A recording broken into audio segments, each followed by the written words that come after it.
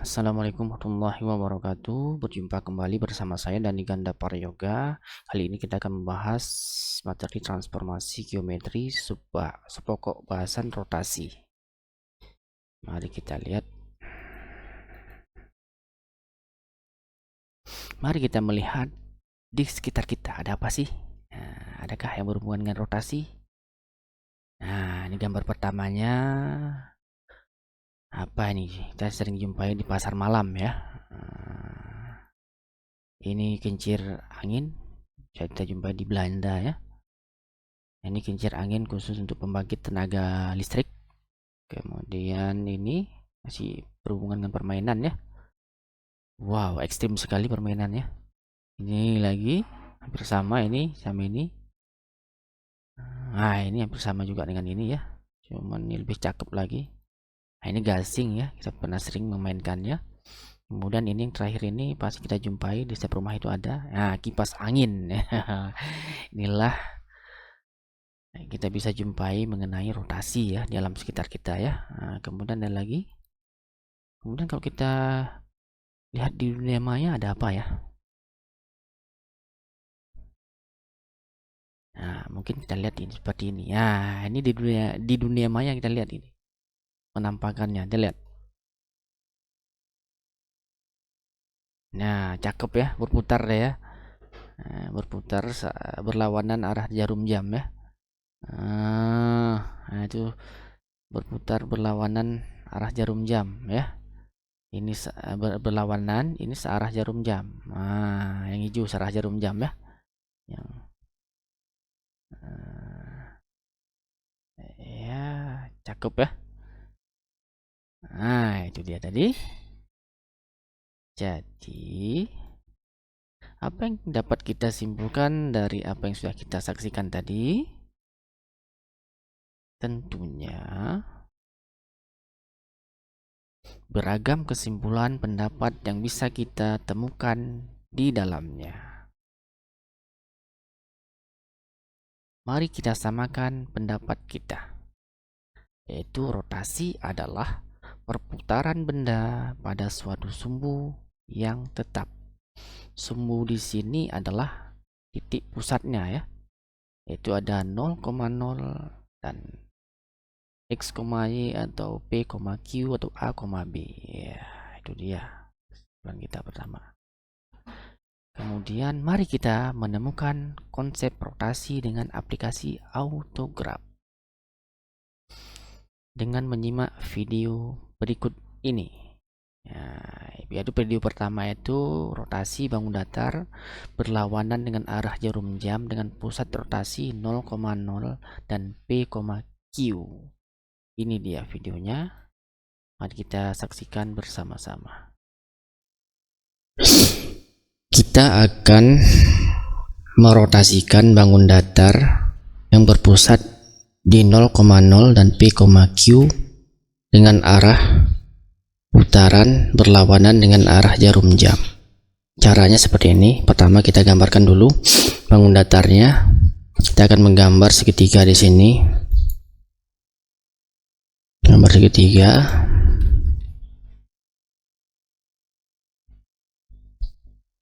Nah, setelah digambar, kemudian kita tentukan titik pusatnya. Yang pertama kita buat titik pusatnya di 0,0 di sini. Ya, jadi kita rotasikan dia. Kita klik bangunnya, klik pusatnya, klik kanan, pilih transform. Ulangi lagi. Pilih transform, rotasi. Ya, kita pilih sebesar 90 derajat ya, berlawanan dengan arah jarum jam, berarti dia positif. Oke kan? Nah, inilah dia hasil daripada rotasinya. Untuk lebih jelasnya kita lihat di sini. Hasilnya sudah lengkap di sini. Dimana di sini gambar pertama ini adalah rotasi bangun datar terhadap titik 0,0 yang dirotasikan berlawanan dengan arah jarum jam. Ini sebesar 90 derajat, ini dia hasilnya. Sedangkan bagian ini bangun datar dirotasikan di titik P, Q dengan arah berlawanan dengan jarum jam. sejauh 90 derajat. Inilah dia hasilnya. Jadi kita lihat di sini yang untuk pertama kali berpusat di 0,0, bangun pertama ini titik A nya 9,2 menjadi, setelah dirotasikan 90 derajat berlawanan arah jarum jam, menjadi min 2,9. Titik B nya menjadi min 6,3, C nya menjadi min 2,3. Nah, di sini coba kalian perhatikan perubahan daripada titik koordinatnya ya, dari 9,-2 untuk titik A menjadi min 2,9 ya. Bisa kalian lihat polanya kan seperti apa dia. Nah, itu tugas kalian nanti ya, kalian cari sendiri ya. Oke. Kemudian yang pertama kali kita rotasikan sebesar 90 derajat seperti ini dah bentuknya. Itu lebih mudahnya kita klik di sini, ya sudah ada. Kalau dia 90 derajat dirotasikan seperti ini bentuknya. Kemudian kalau kita rotasikan dia berlawanan arah jarum jam sebesar 180 derajat, hasilnya seperti ini untuk bangun ini ya. Nah, ini dia, ini kemari. Kalau kita rotasikan dia sebesar 270 derajat, apa dia? Nah, seperti ini yang berpusat di P, Q ya. Kemudian kalau kita rotasikan sebesar 360 derajat, apa yang terjadi? Nah, kembali ke awal tadi ya. Iya, cakep. Jadi untuk yang ini bisa juga kita buat ini ya. Ini kita buat dia. Kita buat sama aja ya, 90 derajat. Seperti ini bentuknya. Dia 180 derajat. Nah, seperti ini dia. Kan koordinatnya pun berbeda ya. Tolong kalian perhatikan dengan baik-baik ya perubahannya ya. Nanti kalian menemukan polanya seperti apa. Oke. Kemudian kita rubah lagi sebesar 270 derajat. Bagaimana bentuknya? Ya, seperti ini dia. Lihat perubahan polanya ya. Nah, itu sekalian ya, perubahan pola titiknya ya. Nah, kemudian kalau kita putar lagi dia sejauh 360 derajat, apa yang terjadi? Ya, kembali ke awal. Ya. Jadi kok kita putar keseluruhannya gimana? Nah, kalau kita putar keseluruhannya gimana? Seperti itu dia.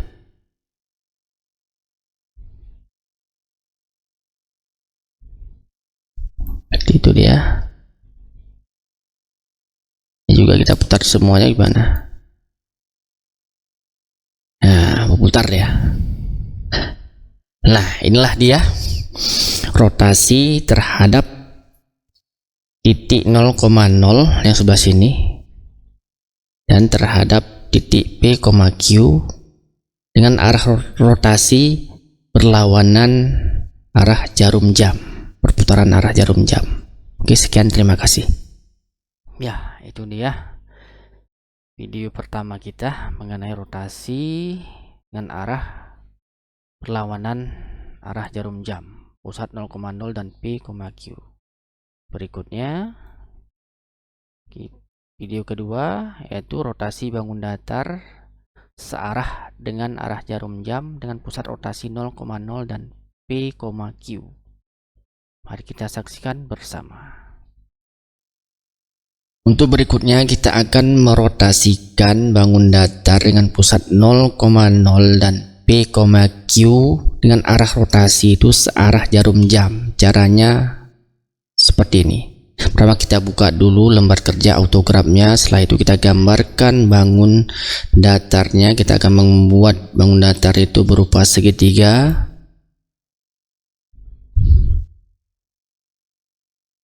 Ini dia, kita buat dulu bangun segitiga. Kemudian kita tentukan dulu pusatnya. Yang pertama itu kita buat pusatnya di 0,0 di sini dia. Oke. Cara merotasikannya mudah sekali dengan autograf. Pertama kita klik bangunnya, kemudian klik pusatnya, klik kanan, pilih transform rotasi. Kemudian kita pilih di sini karena dia searah jarum jam, berarti nilai di sini adalah negatif 90. Nah, ini dia gambarnya. Untuk lebih lengkapnya kita lihat gambar sini dia. Nah, ini dia sudah saya buatkan. Jadi yang pertama ini pusatnya di 0,0, sedangkan yang kedua ini pusatnya di P, Q, dimana bangun pertama ini kita rotasikan searah dengan arah jarum jam berputaran ini juga. Nah, jadi kita lihat di sini perubahan daripada titik koordinatnya. Pada pertama titik A ini koordinat 6,6, setelah dirotasikan searah jarum jam sebesar 90 derajat itu menjadi 6,6. B nya menjadi 3,2 menjadi 2,3. C nya dari 6,2 menjadi 2,6. Ini udah nampak perubahannya ya. Kalian cari nanti polanya seperti apa. Oke. Kemudian bagaimana kalau kita rotasikan dengan besar rotasinya 180 derajat? Caranya gampang, dengan menggunakan autograph ini sangat gampang. Dari sini saja. Nah, ini min 90 ya. Ini dia. Kalau kita rotasikan sejauh 180 derajat, hasilnya seperti apa? Nah, di sini dia. Dan koordinatnya pun berubah. Nah, ini bisa kalian baca, kalian lihat perubahannya ya. Cari polanya, cari polanya. Ya, cari polanya. Oke, kemudian kalau kita rubah lagi besar sudutnya menjadi 270 derajat, bagaimana perubahannya? Iya, di sini dia, di sini dia, ya, di sini dia. Dan kembali lagi koordinatnya pun berubah. Kalian cari polanya ya. Maka bagaimana kalau kita besar sudutnya 360 derajat? Apa yang terjadi? Kembali semula. Nah, bagaimana kalau kita putarkan keseluruhannya? Bagaimana ceritanya? Nah, itu dia, putar sendiri deh kan? Nah, sama halnya dengan ini, titiknya pusatnya di P, Q, sama halnya. Jadi ketika dia dirotasikan terjauh 90 derajat searah dengan jarum jam, ini dia koordinat juga berubah nih. Kita buat seperti ini juga bisa, mudah sekali caranya. Kita klik di sini, ya, pilih animasi ini. Ini dia, saya pindahkan kemari ya, kita jalankan. Nah, inilah dia bangun datar yang dirotasikan searah jarum jam. Dia nilainya bernilai negatif sudutnya ya, dia berlawanan, bersearah dengan arah jarum jam.